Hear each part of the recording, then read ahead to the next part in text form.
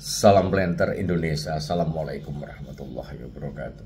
Menjawab pertanyaan dari sahabat The Brondol bahwa Pak Pendi, varietas apa sih yang anti track, bahwa di dalam sebuah penanaman kelapa sawit apapun varietasnya, selama definisi atau arti track adalah mengalami penurunan produksi, maka akan tetap terjadi. Karena bicara tentang bicara tentang track, maka ada dua kemungkinan. Apakah dia track itu akibat memang kematangan yang rendah sehingga jumlah buah itu tetap ada di lapangan, tapi kita memanennya dikit karena belum matang, atau memang malah buahnya nggak ada. Artinya bahwa memang bakal buahnya itu nggak ada. Ketika bakal buah nggak ada lah, ini yang menjadi pertanyaan besar bagi kita. Tapi ini yang ingin saya sampaikan, yang pertama adalah bahwa tidak ada satupun varietas yang tidak ada tracknya, itu nggak ada, tidak ada. Karena bahwa track sendiri, ketika kita masih mendefinisikan track adalah penurunan produksi, maka akan sangat mungkin terjadi. Hal ini adalah selaras ketika kita bicarakan tentang sebuah produksi tanaman kelapa sawit itu. Sekali lagi sahabat The Brondol, bahwa dalam Januari sampai Desember, maka produksi kita itu ataupun panen kita dari selama setahun itu, bahwa dari Januari sampai Juni itu adalah bahwa di angka 40-45% dari total panen setahun. Kemudian dari Juli ke Desember adalah 55 sampai 60% dari total produksi setahun. Yang artinya bahwa semester 1 ini relatif sedikit dibandingkan semester 2. Lah, ketika kita ngomongin produksi dari Januari sampai Desember, Pak Pendi, kadang kemarin ada yang bertanya, apakah ketika kita melakukan punya kelapa sawit, apakah panennya bisa menjamin kita untuk bayar bank? Jawabannya ya tergantung. Kalau seandainya kita berharap dari Januari sampai Desember adalah flat untuk kelapa sawit, adalah hal yang tidak mungkin. Sangat tidak mungkin. Karena bahwa bicara tentang kelapa sawit adalah bicara tentang bagaimana produktivitas di lapangan yang dipengaruhi oleh iklim. Selama dia Januari, artinya bahwa ketika pembentukan bunga dan buah itu sangat dipengaruhi oleh iklim. Sebagai contoh, ketika kita menanam kelapa sawit sahabat The Brondol, kemudian suatu ketika setelah menanam, kita kan pasti berharap sebuah produksi. Akan tetapi ketika dia pembentukan buah bunganya rendah, yang dimana bahwa bunga yang terbentuk banyak jantannya, mayoritas jantan nih. Jadi kenapa? Kemungkinan ada dua. Apakah dia defisit air atau kekurangan air, atau dia kekurangan unsur hara. Lah, ketika dia memang kekurangan air, sebabnya apa? Iklim. Ketika dia iklimnya memang, walaupun kita kasih unsur hara yang cukup, tapi kalau airnya nggak ada, maka akan berpengaruh terhadap kebutuhan air sendiri dari untuk kelapa sawit, dan juga untuk pelarutan unsur hara yang mungkin bisa diserap oleh tanaman kelapa sawit. Karena yang namanya pupuk itu tidak akan mungkin dimakan mentah-mentah seperti misalnya kayak kita ngunyah-ngunyah, itu nggak mungkin. Di dalam metode penyerapan unsur hara, baik melalui difusi, osmosis ataupun intersepsi akar, maka bahwa pupuk itu harus larut dulu, maka dia akan membentuk, nanti bereaksi akan membentuk ion, baik organik ataupun kimia, tetap akan menghasilkan yang namanya ion untuk bisa diserap oleh tanaman kelapa sawit. Ketika sahabat-sahabat The Brondol sering saya sampaikan, ketika kita mupuk kemudian kok hujan kok takut, jangan takut, karena bahwa hujan adalah sebuah rahmat dari Allah yang akan memberikan reaksi proses reaksi bagi pupuk yang kita berikan. Ketika pupuk itu kita berikan baik, ya ada airnya, ya dia akan mudah diserap oleh kelapa sawit. Yang kita takutkan adalah bahwa air yang datang akan membawa kemungkinan pupuk yang ada, sehingga saat dia mau inisiasi bunga, malah banyak bunga yang terbentuk adalah jantan daripada bunga betina yang menjadi bakal tandan buah segar itu sendiri. Nah, menjawab pertanyaan yang selanjutnya, ada kemungkinan kedua adalah memang buahnya nggak ada, itu, atau kemungkinannya rendah. Misalnya pada bulan-bulan tertentu, misalnya di awal Februari kemarin, kita minggu pertama, minggu kedua memang kematangan cukup rendah. Bisa jadi bahwa ketika tanaman kelapa sawit itu berada dalam fase iklim yang kering, jumlah kematangan akan rendah. Rontoknya brondolan sebagai parameter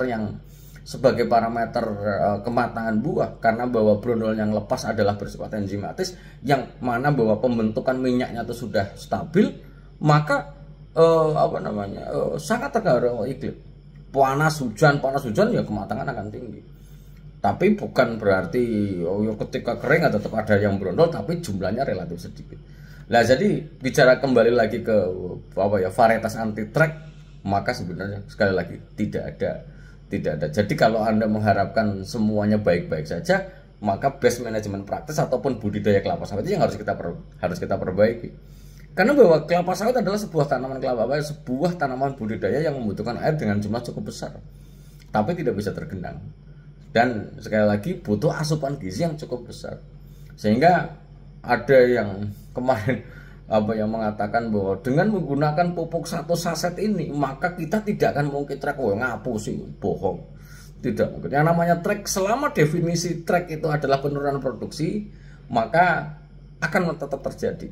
Selama sepanjang Januari sampai Desember, minggu-minggu Januari sampai Februari, Maret sampai Desember, tetap akan terjadi perbedaan panen yang faktor yang mempengaruhi itu banyak sekali.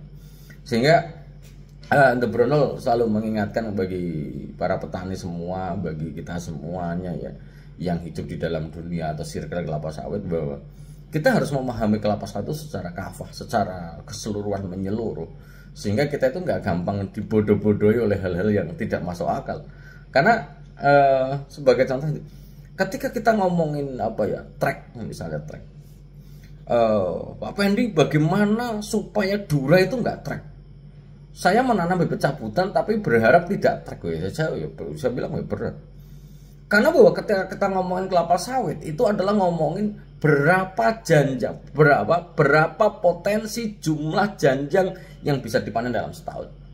Kita berlogika, sahabat Brunel. Ketika kita menanam dura atau bibit cabutan yang mungkin sekali lagi ada menghasilkan dura, karena dalam teorinya harusnya 25% ketika bibit cabutan dari sebuah PT yang nanam tenera, maka dia akan menghasilkan dura 25%. Walaupun ya real di lapangan ada yang 30%, ada yang 50%, bahkan hanya 20% saja. Sisanya ya tenera, ada juga besiferanya. Nah, ketika kita ngomongin dura, kalau kita berharap nggak track, Pak Pendi, nggak akan mungkin. Tidak akan mungkin. Logikanya gini, potensi dura maka berada di sekitar 8 sampai 12 janjang per pokok per tahunnya. Kalau kita bagi dalam sebulan, setahun, itu adalah 12 bulan. 12 janjang 12 bulan. Berarti kemungkinan setahun itu hanya menghasilkan 1 bulan 1 aja secara average atau rata-ratanya. Nah, kalau kita panen 15 hari, berarti pohon itu adalah minggu ini panen, periode ini panen. Kalau 15 hari periode panen, periode itu tidak. Lah bagaimana dengan faktor musim yang terkadang kita bisa panen 2, berarti besok kita nggak panen tuh selama 2 bulan ke depan.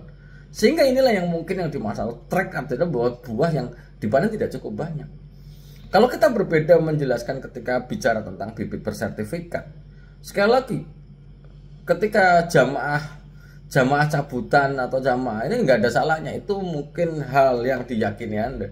Tapi di dalam kelapa sawit itu tidak seperti itu.